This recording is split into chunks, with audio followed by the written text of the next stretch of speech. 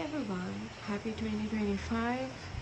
Let me just give you a recap on my orchid setup, which has drastically changed. There's a lot of new ones which have been added, which I'll go into detail on a separate video. But first, today's point of video is to show you some tricks and tips and what's not to worry about Dendrobium Agregatum, aka Dendrobium Lyndlei. This came to me 8 months ago and in a mesh pot, stuck to an old piece of cocoa coir. What I did was I removed that and added this piece of fern root and left it like that. But after around 5 months I thought, okay, I need to give this a new home because the pseudobulbs were having a tough time coming out of the spaces in the mesh. It was in a pot like this, and the leaves were getting bent and misshapen.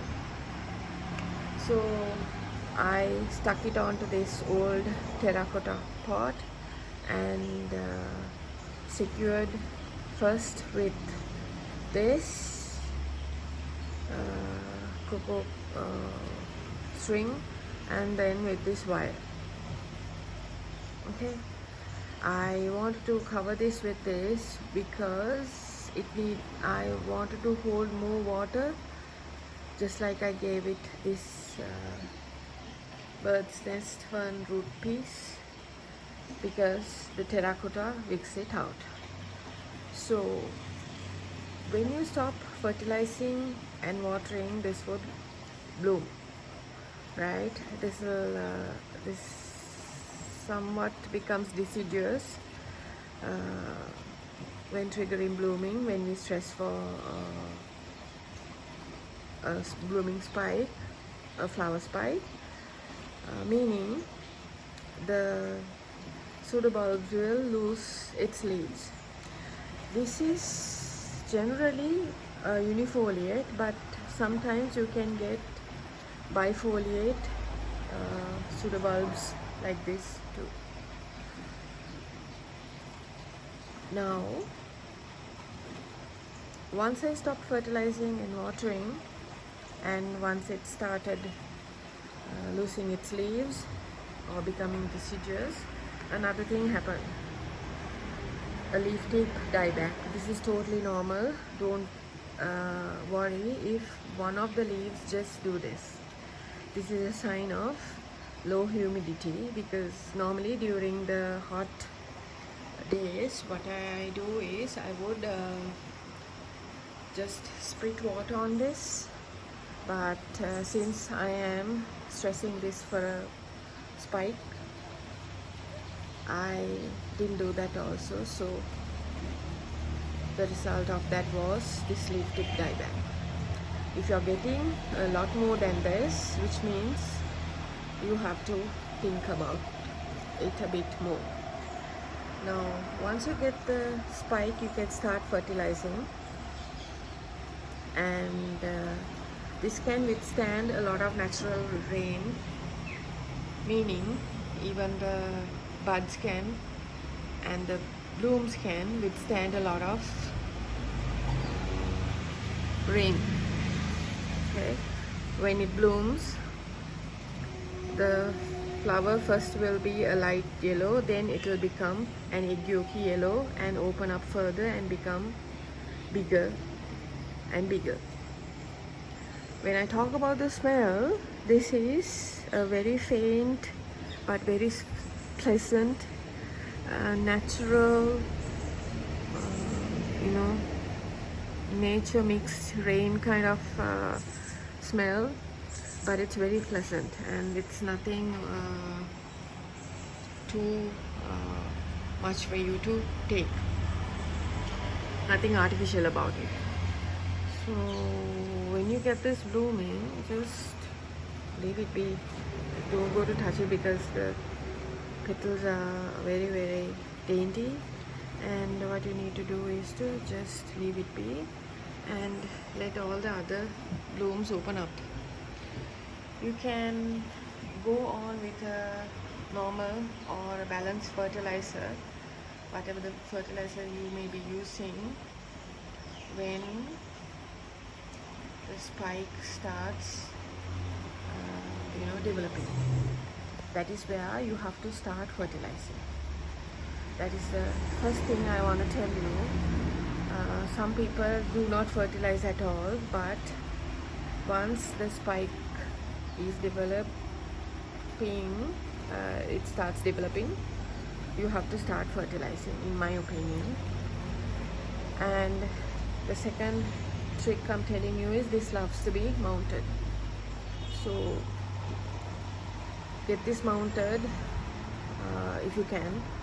And this loves very less to no media. See, this is holding on with just some strings of cocoa yarn and a piece of moss. This does not go all the way to the other side. Oh no, there's another piece over here. Okay, and there's some moss, some white moss, which I've harvested from around here. So I added that for extra humidity. I just added that recently, but this did not have moss earlier. So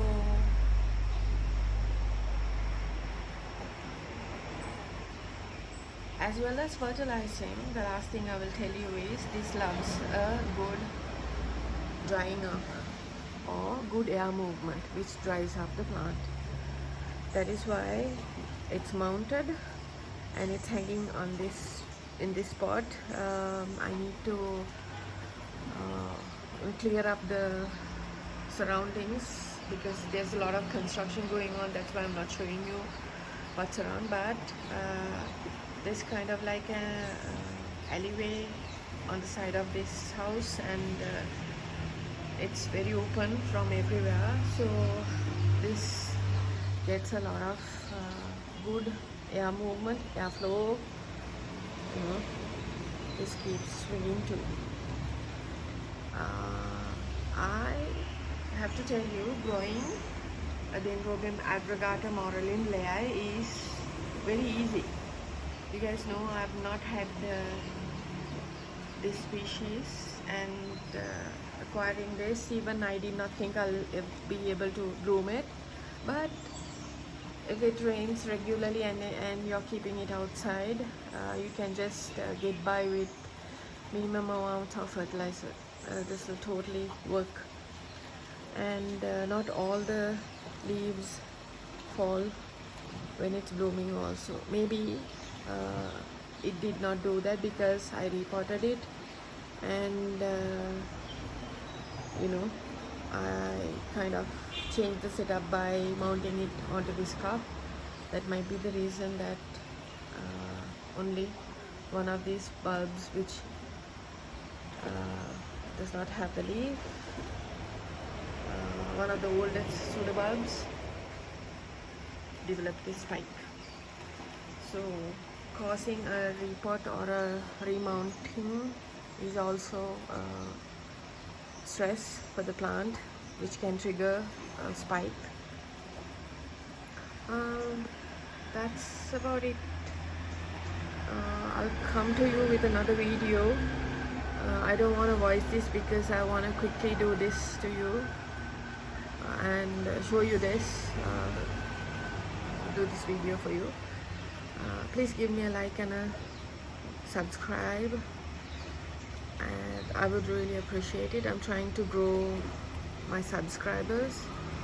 I know most of you guys are watching this, but some of you are not subscribed. So again, I wish you all the best. I wish you abundance, luck, prosperity, all positivity in your life in this new year. Today is the 1st of January. Be safe, guys, wherever you are, whatever you are doing, and be happy. This is Annie signing off. Bye. Bye bye.